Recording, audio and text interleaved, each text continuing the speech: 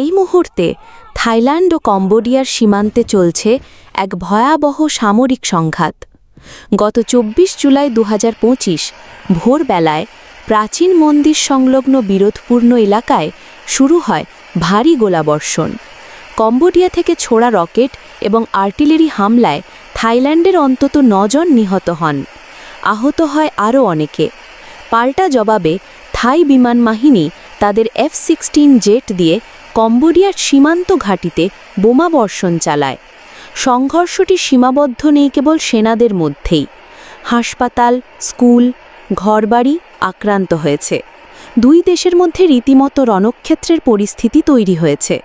Cambodia অভিযোগ করেছে Thailand তাদের অভ্যন্তরে আঘাত এনেছে। অন্যদিকে থাইল্যান্ড বলছে এটি আত্মরক্ষার অংশ, কারণ কম্বোডিয়ায় প্রথম হামলা চালিয়েছে। এই সংঘর্ষে বেসামরিক হতাহতের সংখ্যা বেড়েই চলেছে। প্রায় ৪০,০০০ মানুষ ইতিমধ্যে সীমান্ত অঞ্চল থেকে নিরাপদ স্থানে সরে গেছে।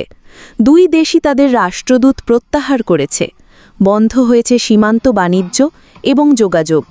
কম্বোডিয়া আবার বাধ্যতামূলক সামরিক সেবাও চালু করেছে যুদ্ধের প্রস্তুতি হিসেবে।